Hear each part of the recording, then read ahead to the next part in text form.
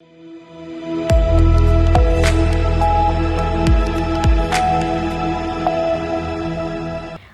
मैं हूं रत्ना और आप देख रहे हैं सी न्यूज भारत। आए रुख करते हैं मध्य प्रदेश और छत्तीसगढ़ बुलेटिन की ओर। बात होगी दुर्ग की, जहां राष्ट्रीय स्वयंसेवक संघ के 100 वर्ष पूरे होने के उपलक्ष्य में फिल्म शतक का विशेष प्रदर्शन स्वरूप सिनेमा टॉकीज में किया गया। साथ ही बात होगी पवई की, जहां आशा कार्यकर्ताओं ने हड़ताल की चेतावनी दी है। तमाम खबरों पर विस्तार से चर्चा करेंगे। छतरपुर से एक खबर है, जहां पर अवैध अफीम की खेती के खिलाफ गरही मल्हारा थाना पुलिस ने बड़ी कार्यवाही करते हुए ग्राम पंचायत उर्दमऊ और खिरी के बीच में खेत में आधा एकड़ से अधिक भूमि पर की जा रही अफीम की अवैध खेती नष्ट कर दी है। ये कार्रवाई पुलिस अधीक्षक अगम जैन के निर्देशन और एसडीओपी अमित मिश्रा के मार्गदर्शन में थाना प्रभारी रीता सिंह की टीम ने की। पुलिस को मुखबिर की सूचना मिली थी कि मलखान कुशवाहा के खेत में बड़े पैमाने पर अफीम की खेती हो रही है। मामले में मलखान कुशवाहा और सहयोगी राजेंद्र दीक्षित सहित तकरीबन 6 लोगों की संलिप्तता सामने आई है, जिसकी तलाश में पुलिस जुटी है। जांच जारी है। इस तरह की कार्रवाई सर कहाँ की गई है? ये ग्राम उर्दमऊ में थाना गढ़ी मल्हारा क्षेत्रांतर्गत ग्राम उर्दमऊ में विश्वसनीय मुखबिर के माध्यम से सूचना मिली है कि किसी के खेत पर अफीम की खेती की गई है।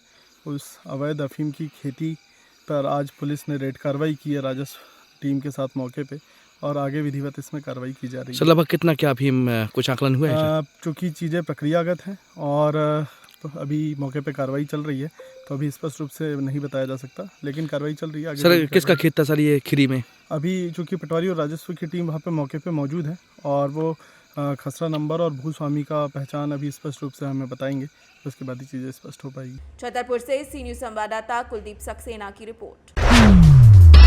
दुर्ग में राष्ट्रीय स्वयंसेवक संघ के 100 वर्ष पूर्ण होने के उपलक्ष्य में बनी फिल्म शतक का विशेष प्रदर्शन सिनेमा टॉकीज में किया गया।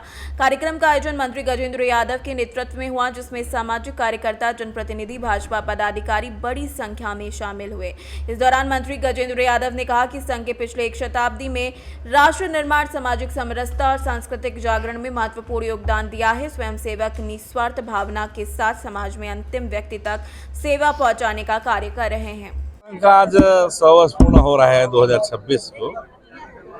देश में विश्व की सबसे बड़ी जो संगठन है, हिंदू संगठन है राष्ट्रीय स्वयंसेवक संघ, उसके बारे में लोगों को जानकारी नहीं है। कई लोग कई प्रकार की भ्रांतियां जो फैलाते हैं, उन सब से आग्रह करता हूं कि संघ की जो एक शतक फिल्म जो बनी है संघ के आधारित में, जो प्रथम सर संचालक परम पूज्य डॉक्टर केशवराम बलराम हेडगेवार जी से परम पूज्य बाला साहब देवराज जी तक जो 3 शहर संचालक जो हुए, किन कठिन परिस्थितियों में, विषम स्थितियों में शासन ने संघ को रोकने के लिए क्या नहीं किया, वो सब यहाँ पे फिल्मांकन के माध्यम से हमको देखने को मिला। और संघ समाज के लिए कब काम आता है उसको भी फिल्म में दिखाया गया। मैं सबसे आग्रह करता हूँ, यदि आपको संघ को जानना है तो संघ की शाखाओं में जाएं। शाखा में नहीं जाते तो प्रारंभिक फिल्म से तो उतना समझ में नहीं आएगा, लेकिन फिर भी कुछ भूमिका तो ध्यान में आएगा इस फिल्म को देखने के बाद। और सबसे आग्रह है कि आप शाखा जाए। हम लोग देखें कि जम्मू कश्मीर में जब फाइटर प्लेन को उतारने के लिए एयर स्ट्रिप की जरूरत थी, तो संघ के स्वयंसेवकों ने एयर स्ट्रिप बनाए हैं। चाइना और भारत के बीच जब युद्ध हुआ तो ब्लड की जरूरत पड़ी, तो संघ के स्वयंसेवकों ने किया। हर विषम स्थिति में संघ समाज के साथ खड़ा है। मैं सबसे निवेदन करता हूँ कि आप ये फिल्म देखने जरूर आए। कांग्रेस के हमेशा शुरू से ही कहना है आज़ादी के बाद से स्वतंत्रता संग्राम में आरएसएस कोई भूमिका नहीं है, लेकिन आज जो हम देख रहे हैं, आज जो कांग्रेस जो है सिर्फ महात्मा गांधी जी के नाम का आज तक राजनीतिक रोटी सेक रही है। और मैं कांग्रेसियों से भी कहना चाहता हूँ, अगर आपको संघ को समझना है तो पहले संघ की शाखा में आए, फिर बात करें। हिंदुत्व को लेकर के संघ बना था। हिंदुत्व भारतीय संस्कृति, भारतीय परंपरा का जो रीढ़ है वो हिंदुत्व है। हिंदुत्व कोई जाति धर्म ही नहीं, एक हिंदुत्व को हम बोल सकते हैं कि आधारभूत संरचना है, जीवन पद्धति है। पूरे दुनिया में हिंदू समाज ही ऐसा है जो कभी किसी का हित नहीं चाहता। सर्वे बंधु सुखिनः सर्वे संतु निरामया की जो बात अगर कोई कल्पना करता है, बोलता है, तो वो हिंदू समाज ही करता है। तो सबसे आग्रह है, हिंदुत्व नहीं, हिंदुत्व हमारी विचारधारा है, संस्कृति है और जीवन पद्धति है। समाज को एक करने के लिए हिंदू समाज के बड़े बड़े ऐसे योद्धा उत्पन्न हुए जिन्होंने इस देश को एकता लाने के लिए, इस देश को निर्माण करने के लिए अपने आप को निछावर कर दिया। शतक इसका एक उदाहरण है कि हिंदू समाज को बढ़ाने के लिए, हिंदू समाज पर समरसता का भाव लाने के लिए आदरणीय गुरुजी ने और डॉक्टर साहब ने इस देश पर अपने आप को निछावर करके ये दिखाया कि हम इस देश के लिए क्या करते हैं और क्या कर सकते हैं। बहुत सारी परिस्थितियां आई, कई बार ऐसा हुआ कि आरएसएस पर प्रतिबंध लगा दिया गया, जो देखे आपने। पूर्व में जो सत्ता पर सरकार बैठी थी, वो सरकार तो चाहती नहीं थी कि हिंदू समाज एक हो। उसको मिटाने के लिए, उसको हटाने के लिए बार बार प्रतिबंध किया गया, लेकिन हिंदू समाज पर संघ की शाखाओं ने ये कर दिखाया कि हम क्या कर सकते हैं और इस समाज को एक कैसे कर सकते हैं। दुर्ग से सी न्यूज संवाददाता धर्मेंद्र गुप्ता की रिपोर्ट। खबर पवई से, जहां क्षेत्र में कार्यरत आशा कार्यकर्ताओं और आशा पर्यवेक्षकों ने लंबित भुगतान को लेकर एसडीएम और सामुदायिक स्वास्थ्य केंद्र में मेडिकल ऑफिसर को ज्ञापन सौंपा। उन्होंने बताया कि मार्च 2025 तक अब तक डीएस बीमा फाइलेरिया कार्यक्रम सहित कई मदों का भुगतान नहीं हुआ है, जिससे कार्यकर्ताओं में भारी नाराजगी है। बड़ी संख्या में आशा कार्यकर्ता स्वास्थ्य केंद्र पहुंची और दाम नहीं तो काम नहीं जैसे नारे लगाते हुए विरोध जताया। उन्होंने चेतावनी दी कि अब तक सभी लंबित भुगतान नहीं किए जाते हैं जब तक पवई की सभी 30 आशा पर्यवेक्षक और उनकी आशा कार्यकर्ता कार्य बंद कर हड़ताल पर रहेंगी। पैसों के लेकर के पिछली वित्तीय वर्ष 2025 मार्च से न हमारा पेमेंट हुआ है, न हमारी आशाओं का हुआ है। 9,000 हम लोगों का शेष है और केवल मार्च में आशाओं का 4,000 रुपये डला था। आप किस पद पर है? मैं आशा पर्यवेक्षक हूँ, सुमंत्री चौधरी। और न फाइलेरिया का वित्तीय वर्ष का डला है और इस साल भी कार्यक्रम पूरा होने वाला है, अभी तक नहीं आया।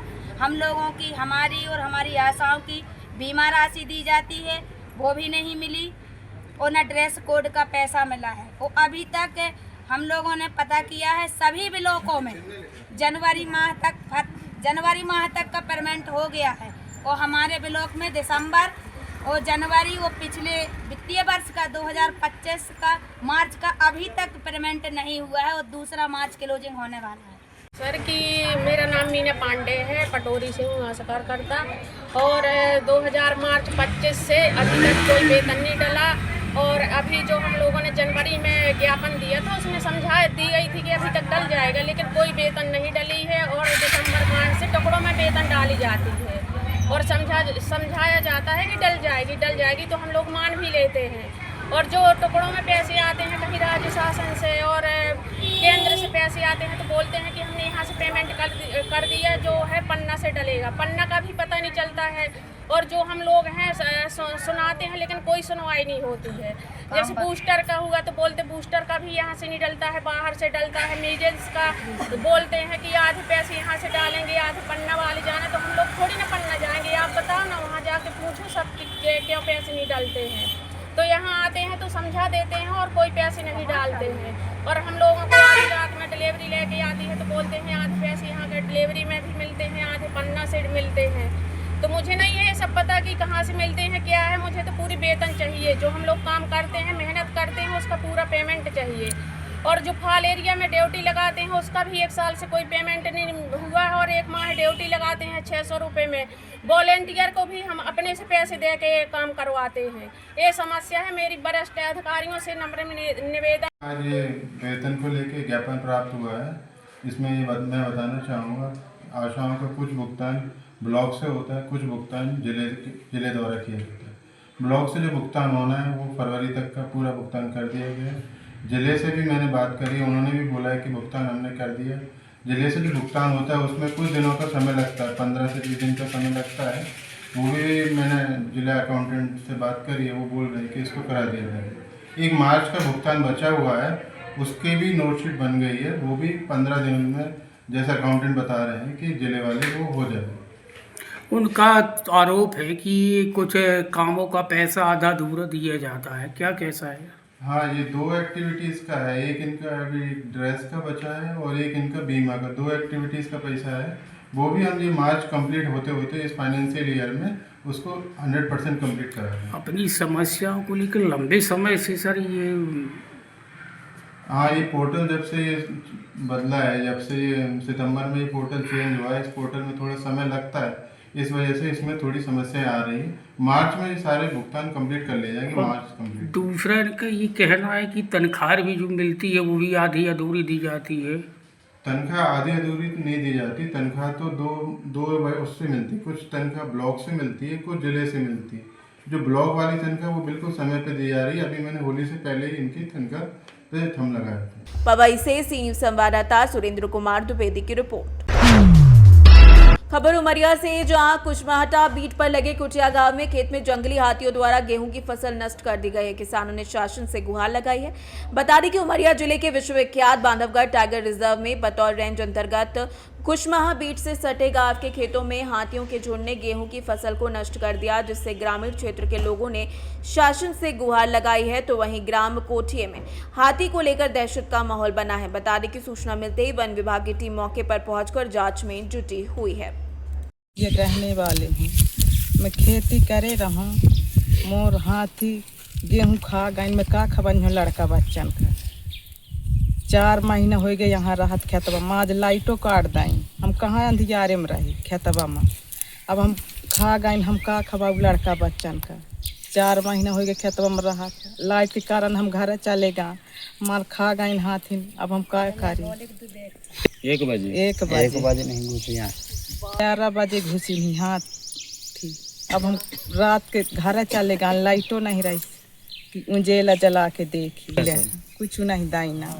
यहाँ बैठक लगवा के कहाँ तारा से देव, यहाँ कुछ नहीं दाइना, न तार रुंध पाइन कुछ नहीं। हमार कोई देखभाल कोई सुनते नहीं है, दस्खत करा ले देव कुछ नहीं देता, हमारा नाम कोई व्यवस्था नहीं है, कोई व्यवस्था नहीं, हमार कोई सुनते नहीं है। पूरा हाथी गेहूं खा गए। अब हम लड़कों बच्चों को क्या खवाएंगे? हम साल भर को क्या हम पुजाएंगे? इतना गेहूं बोए थे, क्या मतलब? 4 महीना पूरे दिन यहीं रहते थे, तो क्या मतलब निकला हमारा? पर प्रशासन यहाँ कोई सुनवाई नहीं करता है, लाइटों भी काट देता है, उजियाल में कोई रहता भी है तो उसको भी काट देता है, कुछ भी नहीं करता है। मैं टारस दूंगा, इन टारस देता है, और न वह कहता है मैं झटका तार वो दूंगा, वो भी नहीं देता है। अब क्या करें? हम बाल बच्चे को क्या खवाएंगे? साल भर पूरा मरण हो गया हमको, हमको भी वो कर दें, बस हो गए। हमारा खेती तो काटने लायक हो गया था, इतना मेरा नुकसान हो गया, कुंटल बस 1.5 कुंटल नुकसान हो गया। क्या मतलब? मेरा इतना बोया था, उतना मेरा नुकसान हो गया, मेरे उसमें से कितना उन्नत होता। पर मेरा कुछ नहीं, यहाँ कोई सुनवाई नहीं होता है, न जंगल विभाग आता है, न कोई भी नहीं आता है। जब दौड़े जाए उधर तब होता है, नहीं कुछ नहीं होता है। क्या करें? अब हम भाई फंसे हैं। उमरिया से सी न्यूज संवाददाता योगेंद्र की रिपोर्ट। इस बुलेटिन में फिलहाल इतना ही। देश और दुनिया की तमाम बड़ी खबरों के लिए देखते रहिए सी न्यूज भारत।